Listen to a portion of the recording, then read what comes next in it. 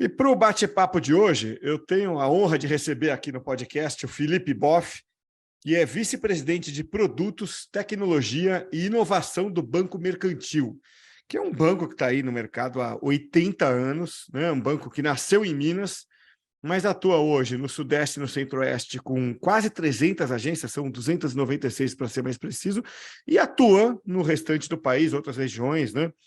Por meio de parceiros, como correspondentes bancários, e no digital, aí sim, consegue atuar no Brasil todo. É o quinto maior banco do país em pagamentos de benefícios, né? Como previdência social, por exemplo, aposentadoria, auxílios, quando alguém precisa receber esse tipo de pagamento, o Banco Mercantil tem uma atuação muito relevante nisso e, naturalmente, por causa disso, acaba atraindo, em grande medida, um público aí de mais de 50 anos de idade. E, aliás, é disso que a gente vai falar um pouquinho aqui hoje também. Felipe, muito bom ter você aqui. Obrigado por aceitar o convite para esse bate-papo de hoje aqui. Eu que agradeço o convite, vai ser um prazer estar aqui, é um prazer poder falar um pouquinho do Mercantil e falar também sobre o nosso público 50+, e como ele tem se incluído cada vez mais na economia financeira, seja ela digital ou física. Então, um prazer, obrigado pelo espaço. Eu que agradeço. E você já foi no ponto, assim, porque é engraçado, né? A gente acaba tendo em mente, né, um estereótipo e uma realidade, né, quando você pensa no público 50+. O estereótipo é assim, você pensa no tiozinho que mal sabe abrir um celular, mas quando você olha no seu entorno, né, para pessoas que estão próximas ali, familiares, pessoas com quem você trabalha, a gente vê uma coisa um pouco diferente, né? Especialmente depois da pandemia, você vê, né, claro, alguns com mais desenvoltura, outros com menos desenvoltura, mas todo mundo, de algum jeito, usando o celular.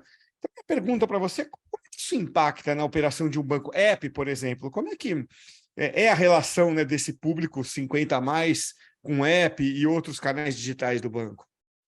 Ela é uma relação de aprendizado. Obviamente, às vezes, o primeiro contato, é como tudo na vida, ele pode gerar ali alguma estranheza, alguma questão de dúvida sobre qual é o procedimento correto a ser feito, mas ela também é uma experiência que proporciona surpresas agradáveis.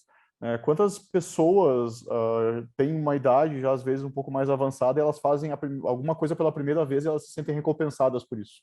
Eu acho que a inclusão do público, seja ele 50+, 60+, 70+, no mundo financeiro digital, ela é uma jornada que ela proporciona essas surpresas, essas felicidades e a autorrealização, mas, obviamente, quem fornece esses serviços tem que ter a empatia de conseguir ajudar eles a fazer uma transição. Eventualmente, essa empatia está dentro de casa, das famílias, né? O neto ou o filho ajuda, instrui, mas, às vezes, eles mesmos vão à agência, por exemplo, para fazer procedimentos que, por questões de lei, precisam ser feitos na agência, e o pessoal da agência ajuda eles nos primeiros passos. Seja, às vezes, no uso do ATM, né, ou as máquinas de autoatendimento, às vezes essas são o primeiro contato mais de autoatendimento, e aí da máquina de autoatendimento vai se evoluindo para outros canais, o aplicativo, como você contou. O Banco Mercantil, há mais ou menos 18 meses, lançou uma operação em cima de WhatsApp. Hoje essa operação é muito relevante dentro da companhia, a gente pode falar um pouquinho mais depois. E quando nós lançamos essa operação de WhatsApp, a gente lançou olhando para tentar tirar alguns atritos que inevitavelmente acontecem, né? Como tu vai fazer uso de aplicativo, tem que fazer o download do aplicativo, teu celular tem que ter espaço, tem que saber como é que configura a primeira vez, como é que acessa. E pega um aplicativo como o WhatsApp, por exemplo, quando esse aplicativo ele já está no celular do cliente ou da pessoa, do usuário, ele é muito mais fácil de não ter esse atrito, né? Ele já aprendeu a usar, ele já sabe como é que manda mensagem, ele sabe como é que responde, ele sabe como é que funciona. O aplicativo do banco, inevitavelmente, ele tem que aprender um passo a passo, né? Existe um passo a passo que ele precisa aprender. Sim. O que a gente tem tentado facilitar sempre é como é que a gente diminui esse atrito, como é que a gente diminui esse passo a passo. E tem um ponto que a gente gosta muito de dizer aqui dentro do Mercantil, como é que a gente faz qualquer um desses canais está disponível ao cliente no momento que for adequado para ele, e não forçar ele a usar o canal A, B ou C, mas sim criar ele a diversidade de possibilidades onde ele use, dado a sua comodidade. É muito legal esse ponto de você, né, entender a jornada do cliente ali, para entender os pontos de atrito. Como é que funciona melhor na tua experiência aí no banco e até como profissional, né? Tá bom. Porque é muito difícil você fazer uma pesquisa que vai te dar o caminho exato. Olha, o cliente, quando for por ali, ele vai se dar melhor, se ele tentar, né, por outro caminho, ele vai errar.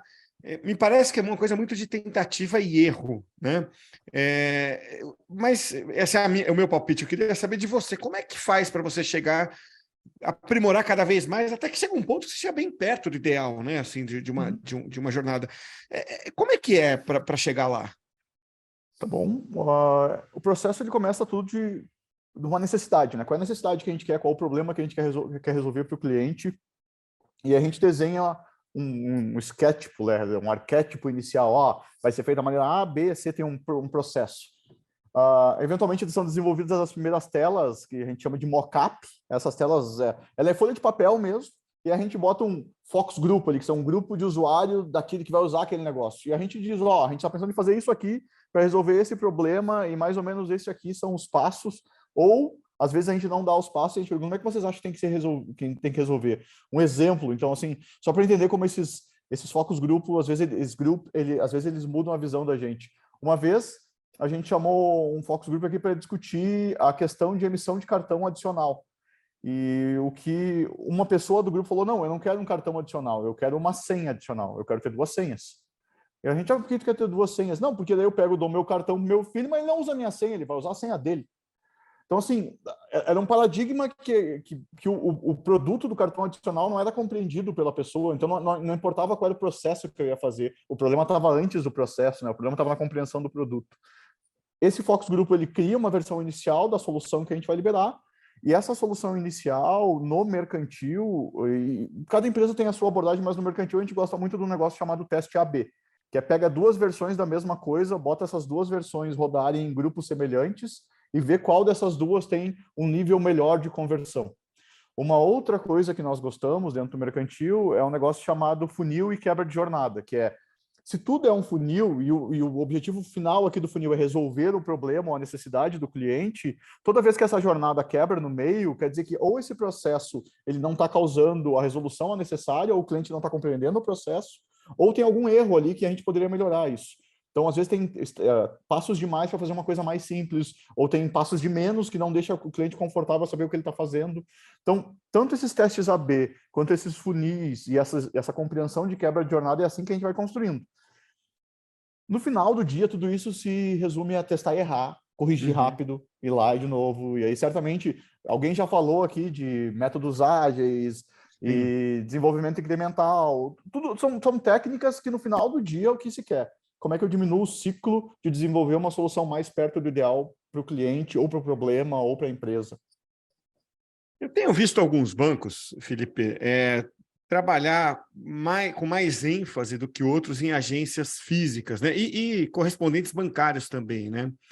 Claro, no passado a gente não tinha opção. Na era offline era só esse o canal que você tinha, as famosas filas em bancos e tal. Depois foi tudo bastante para o digital, né? Acho que toda a operação que você fazia lá foi para o digital, perdeu sentido ir numa agência, né? Mas e esse público em particular? Tem alguma relação especial com a agência, por exemplo? Às vezes uma relação de confiança até do tipo, putz, eu para me sentir seguro preciso olhar para a cara de alguém, preciso saber quem é vamos dizer, o que era antigamente o gerente de banco, né? A pessoa que te ligava. Tem tido essa necessidade, especialmente nesse público mais velho ou no público em geral? Essa resposta ela tem 2 prismas aqui. O primeiro, existe uma questão legal que a Previdência Social ela exige uma presença física nas regiões que nós atendemos. E essa presença física ela tem um objetivo de atender algumas normas da Previdência Social sobre o pagamento de benefício.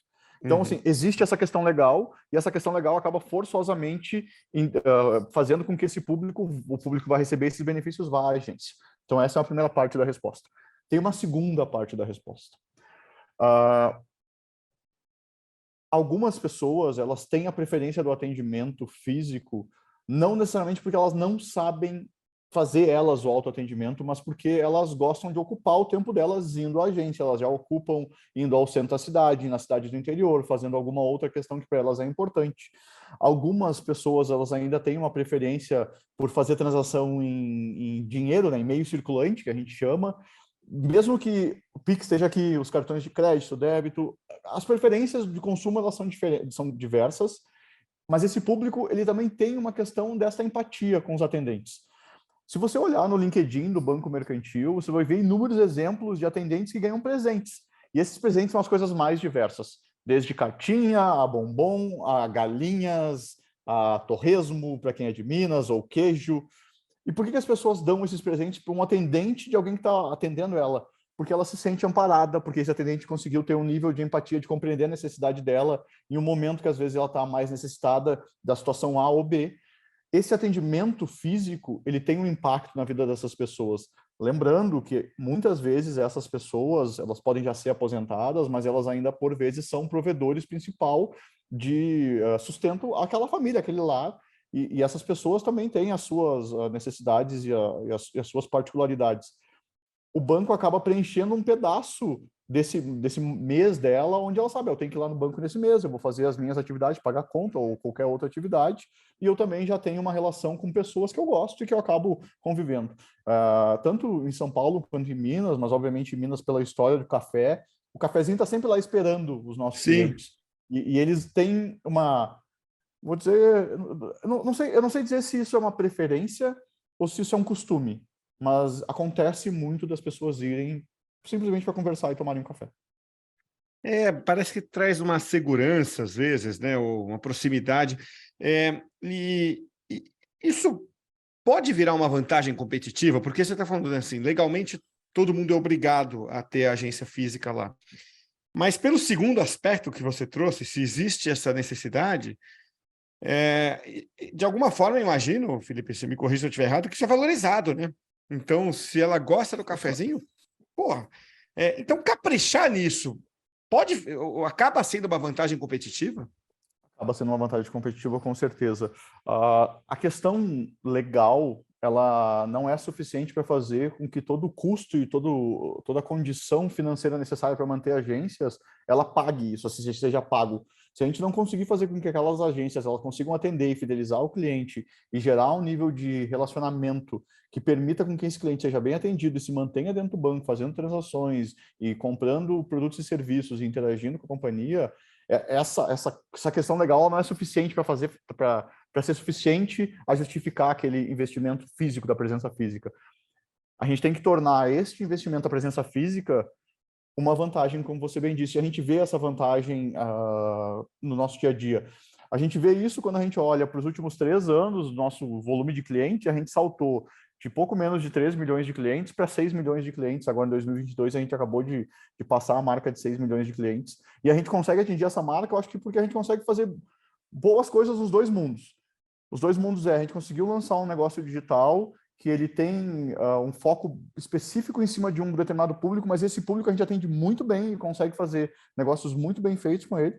E a gente pegou as nossas agências e a gente focou também num público que é o público dos 50+, que é onde a gente sabe operar, mas a gente fez processos de operações que são voltados a ele. Isso não quer dizer que esses processos são perfeitos e que eles não têm oportunidade de melhoria. Sempre tem. Aprendizado, Cássio, é uma coisa constante, a gente tem que estar sempre evoluindo. Sim. Agora, a gente vê esse crescimento no engajamento dos nossos clientes, porque a gente tem cada vez mais conseguido melhorar o nosso nível de atendimento. E mesmo quando a gente vê o cliente mudando as transações dele, os hábitos de consumo dele, de pagar as contas, em vez de pagar as contas na agência, pagar as contas no app, a gente ainda vê que o cliente paga as contas no app, mas ele ainda vai à agência uma vez por mês. Olha, se ele já sabe pagar as contas no app, ele já sabe usar o Pix, ele já sabe usar o cartão de crédito.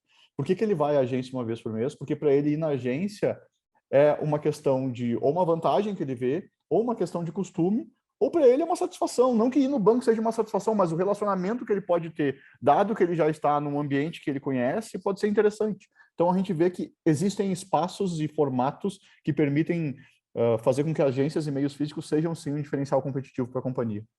E aí muda o perfil do gerente que vocês buscam? Porque no passado o gerente era aquela pessoa, né, que precisava criar o relacionamento, claro, mas era um trabalho muito de volume, né? Você lembra? Você era na fila do banco ali, estava o gerente com 6, 7 esperando, era normal. Ele era uma pessoa que tinha que, com muita agilidade, responder. E, além disso, conhecer, né, do produto. E hoje, assim, eu imagino que esses 2 atributos ainda sejam úteis, né? Mas tem mais habilidades que ele precisou ganhar, por exemplo, tecnologia, ou dá para ele simplesmente falar, olha, eu cuido aqui do cliente, dele gostar do banco, a parte tecnológica tem um background atrás. Como é que é o perfil do gerente bom hoje? Tá bom. Eu até não sou a melhor pessoa para responder qual é o perfil do melhor perfil de pessoa gerente, porque esse é um outro colega meu que cuida aqui dentro e eu não quero também responder alguma coisa que ele não venha se sentir confortável, mas colocando a minha visão, tá? O perfil do gerente, ele é o perfil que consegue entender a necessidade do cliente naquele momento. Então, a Tá. necessidade do cliente hoje é chegar lá e fazer uma operação rápida, ele tem que ajudar a chegar lá e fazer uma operação rápida. O perfil da necessidade daquele cliente hoje é: eu tenho uma dúvida com o dinheiro que está sobrando na minha conta, é como é que ele explica para aquele cliente quais são as opções de investimento que ele tem e que o cliente entende: esse dinheiro pode ficar parado por um mês, ele não pode ficar parado por um mês, eu tenho previsão de uso, eu não tenho previsão de uso. O cliente tem uma necessidade de querer fazer alguma aquisição e naquele momento ele não tem a totalidade do recurso, ele gostaria que o banco ajudasse ele em cima de algum mecanismo de empréstimo. Quais são as opções que esse cliente tem? Quais são as formas que essas opções elas se comportam ao longo do mês? Como é que isso afetaria a vida financeira futura dele? E tem um outro ponto que é sempre muito relevante. Sim, o bom cliente consegue diferenciar, desculpa, o bom gerente consegue diferenciar os seus clientes. Diferenciar em que Uhum. sentido? Pessoalidade. Saber se aquele cliente tem alguma questão específica que merece atenção, perguntar como é que o cliente está, perguntar da família do cliente, principalmente no interior do estado, isso tem um valor muito grande. Nós atendemos muito interior dos estados e zonas rurais, e isso tem um reflexo muito grande. E, por fim, é aquele gerente que consegue simplesmente dar um sorriso. Assim, essas pessoas que têm ainda um impacto de assistência social e que a Previdência Social acaba ajudando, elas têm uma vida que, por vezes, tem seus desafios e, por vezes, essas pessoas têm vidas que são bem, não vou dizer sofridas, eu não sei avaliar de todos, mas, com certeza, esses desafios demandam delas, às vezes, uma resistência maior.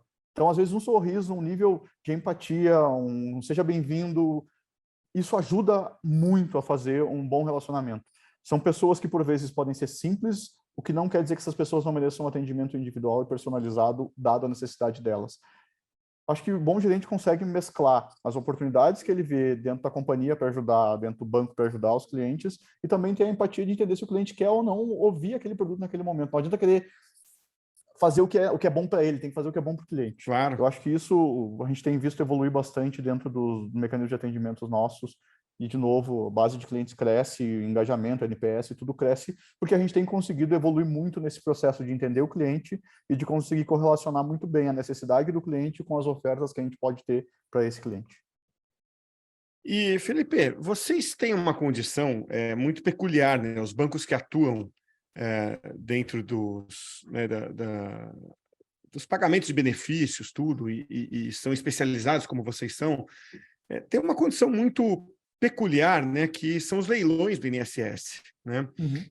Eu vou tentar explicar do meu jeito aqui, mas certamente você pode melhorar a minha explicação. Mas o INSS leiloa, né, a lista de novos aposentados, de quem vai se aposentar, né? Claro, eles só são obrigados a receber. O banco que ganha o leilão é obrigado a pagar a primeira parcela para essa turma, né? A partir da segunda, ele escolhe onde ele vai receber.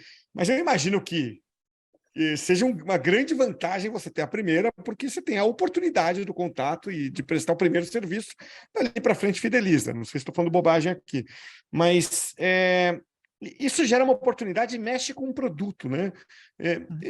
Como é que é trabalhar com isso? Né? Porque é muito diferente de você, olha, vou lançar aqui um novo CDB, vou lançar qualquer novo recurso no banco e vou competir com os outros, né, num livre mercado. Não, isso tem ali, né, uma demanda vindo, né, de cima para baixo, ou de governo para privado, né?